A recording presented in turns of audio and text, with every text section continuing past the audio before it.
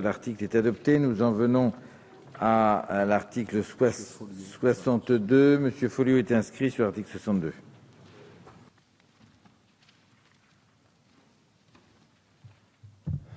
Oui, Monsieur le Président, je voudrais tout d'abord faire un rappel au règlement sur la base de l'article 58 alinéa 1 concernant le déroulement de nos travaux et par rapport à notre règlement. En fait, je tiens à m'étonner, au nom du groupe UDI, de la décision de la Commission des finances qui a considéré qu'un amendement que je vais développer tout à l'heure était irrecevable au titre de l'article 40 de la Constitution, alors qu'il était doublement gagé État et collectivités territoriales.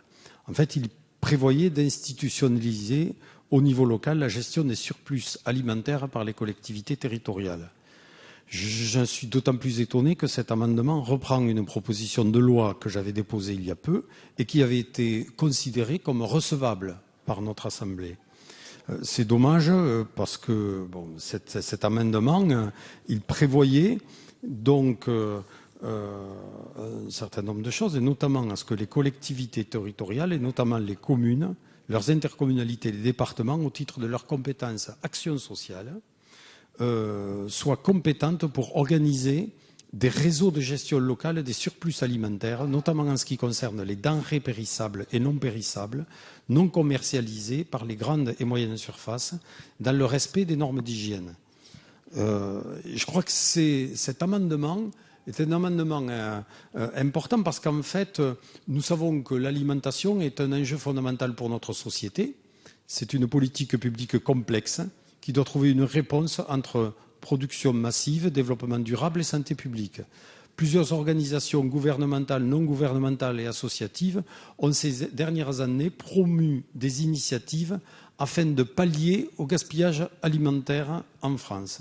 Si la lutte contre le gaspillage des ménages est un chantier à part entière, la lutte contre le gaspillage des surplus alimentaires des grandes et moyennes surfaces elle-même est un vrai sujet. Ne faut-il pas que celles-ci soient obligées de donner leur surplus plutôt que de les jeter? Nous avons tous en mémoire ces images d'un certain nombre de grandes surfaces qui mettaient dans des containers des denrées qui pouvaient être utilisées, éventrées, on y met du javel pour qu'elles ne soient pas utilisées, et ceci est à proprement parler, je veux dire, totalement scandaleux. Donc, à ce titre, les banques alimentaires récoltent et distribuent chaque année aux Français plusieurs milliers de tonnes de denrées alimentaires. Pourtant, cela reste marginal comparé aux centaines de milliers de tonnes qui sont jetées et détruites par les moyennes et grandes surfaces chaque année. Parce que si certaines jouent le jeu et bien le jeu, il y en a d'autres qui ne le jouent pas du tout. Et je crois que au travers de cette proposition, il s'agissait, de faire prendre conscience, de ces éléments. Preuve que ces initiatives portent leurs fruits, le réseau des banques alimentaires a annoncé avoir doublé le stock de ces récoltes en 10 ans. À l'heure actuelle, 2 programmes assurent la lutte contre le gaspillage des surplus alimentaires des grandes et moyennes surfaces en France. Ensuite, il faut savoir que l'Union européenne, d'une part, avec le programme européen d'aide aux plus démunis, du reste souvent remis en cause, et la France, d'autre part, avec le plan national d'aide alimentaire.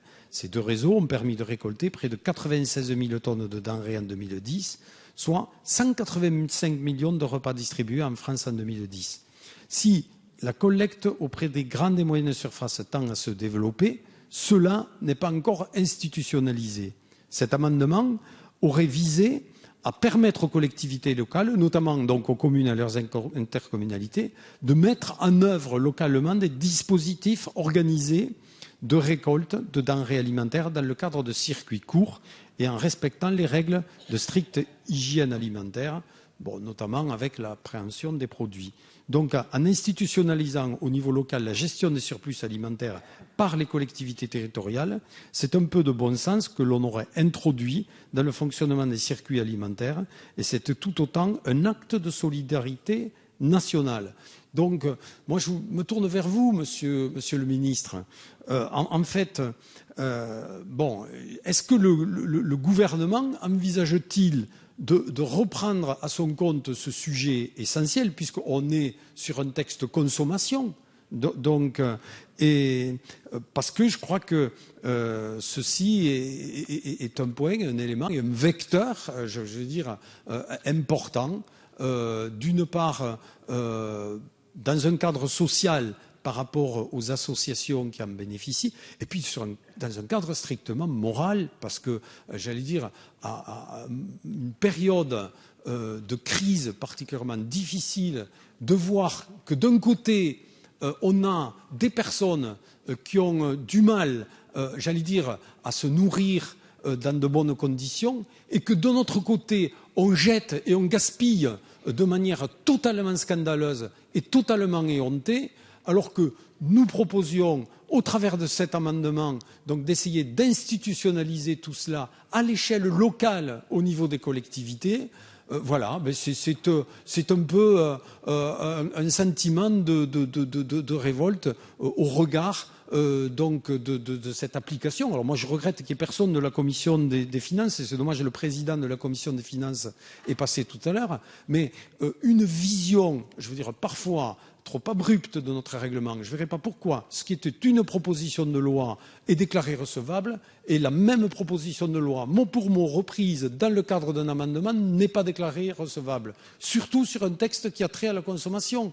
Et là, voilà, je m'excuse, mais c'est un peu un cri du cœur.